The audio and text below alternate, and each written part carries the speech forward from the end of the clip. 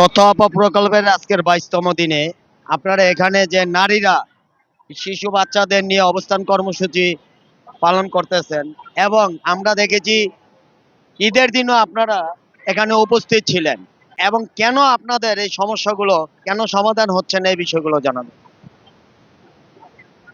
তো আজকে আমাদের 22তম দিন আমরা এখানে অবস্থান করতেছি। আমাদের পরিবার, বাচ্চা, সন্তান বা সবকিছু রেখে আমরা এখানে আসছি। আমাদের দাবি হচ্ছে দুইটা। একটা হচ্ছে আমাদেরকে রাজস্বকরণ করতে হবে, আর একটা হচ্ছে আমাদের যে এই গত 7 বছরে যত বেতন কর্তন করা হয়েছে সেই টাকাগুলো আমরা ফেরত চাচ্ছি। কারণ হচ্ছে আমাদেরকে এই টাকাগুলো কর্তন করা হয়েছে যে আমাদেরকে রাজস্বকরণ করা হবে এই আশ্বাস দিয়ে, কিন্তু এখনো আমাদেরকে সে বিষয়ে কোনো কিছু করে নাই। আর আমরা 22তম দিন এখানে অবস্থান করতেছি যে আমরা মহিলা ও শিশু বিষয়ক মন্ত্রণালয়ের অধীনে, জাতীয় মহিলা সংস্থার অধীনে। তো এরা এখন পর্যন্ত আমাদের সাথে কেউ দেখতে আসেনি। আমরা এতগুলো বাচ্চা নিয়ে আসছি, অনেকেই বাচ্চা নিয়ে আসছে অনেক দূর দূরান্ত থেকে, সারা বাংলাদেশের। তো ওনারা কিন্তু এখন পর্যন্ত আমাদেরকে একটু দেখতেও আসেনি যে আমরা কোন অবস্থায় আছি, এবং কি আমরা ঈদের দিনও এখানে ছিলাম। আর আমরা কিন্তু দাবি আদায় না হওয়া আগ পর্যন্ত আমরা এখান থেকে নড়বো না। আর তাদেরকে 48 ঘন্টার একটা আলটিমেটাম দেওয়া হয়েছিল যে তারা যেন আমাদের সাথে এসে কথা বলে, কিন্তু এখন পর্যন্ত ওনারা এটা কর্ণপাত করেনি বা আমাদের কাছে আসেনি। তো আমাদের যেহেতু আমরা মহিলা ও শিশু বিষয়ক মন্ত্রণালয়ের অধীনে কাজ করতেছি, তো ওনাদের কাজ হচ্ছে নারীদেরকে নিয়ে। তো ওনারা যেখানে নারীদেরকে নিয়ে চিন্তা করে, সেখানে আমরা এতগুলা শিক্ষিত নারী, আমরা এখানে যারা আছি সবাই অনার্স মাস্টার্স কমপ্লিট করা মেয়ে, এবং কি আমরা চাকরির পরীক্ষা দিয়ে এখানে আসছি।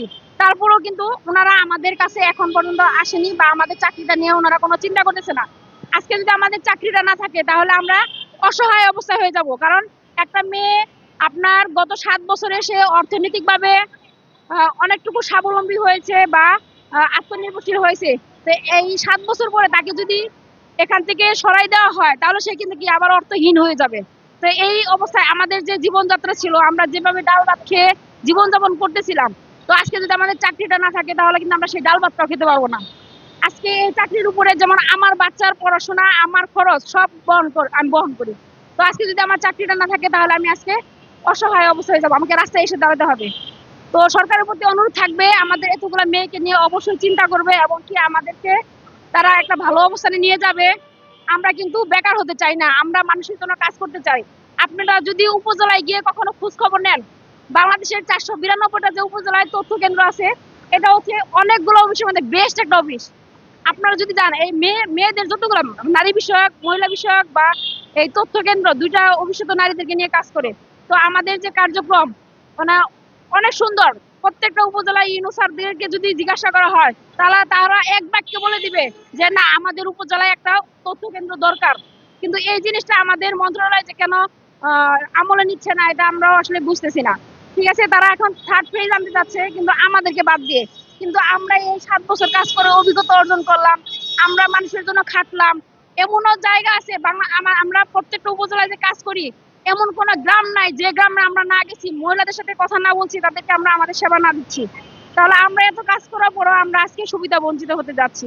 যেখানে নারীরা এসে আমাদের কাছে তাদের দুঃখের কথা বলে, আজ আমরা 22 দিন যাবত এখানে এসে আমাদের দুঃখের কথা শোনাচ্ছি, কিন্তু আমাদের এই কথাগুলো শোনার জন্য কেউ নাই।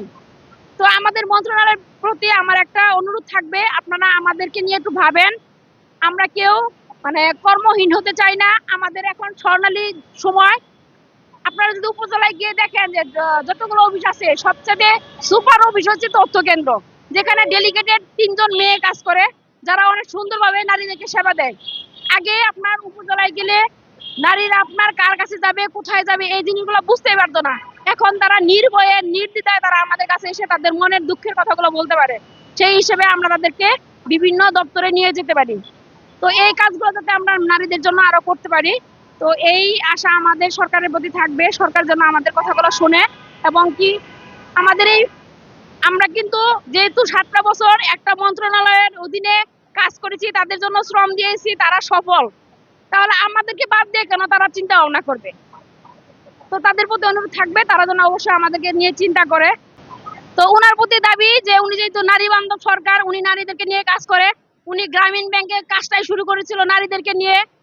বাংলাদেশের প্রত্যেকটা অশিক্ষিত নিরক্ষর মানুষগুলো স্বাক্ষর দেওয়া শিখছে আপনার এই ডক্টর ইউনূস স্যার ওনার জন্য। তো ওনার প্রতি আমার অনুরোধ থাকবে উনি যেন আমাদের নারীদেরকে নিয়ে ভাবে এবং কি আমরা যেন আরো নারীদেরকে নিয়ে কাজ করতে পারি, সেই সুযোগটা যেন উনি সৃষ্টি করে দেয়। হ্যাঁ, আমাদের অবস্থান অবশ্যই থাকবে এবং কি আরো কঠোর অবস্থান যাবে আমরা। আমি টাঙ্গাইল মধুপুর থেকে আসছি। আমার নাম হচ্ছে আয়েশা আক্তার, তথ্য সেবা সহকারী।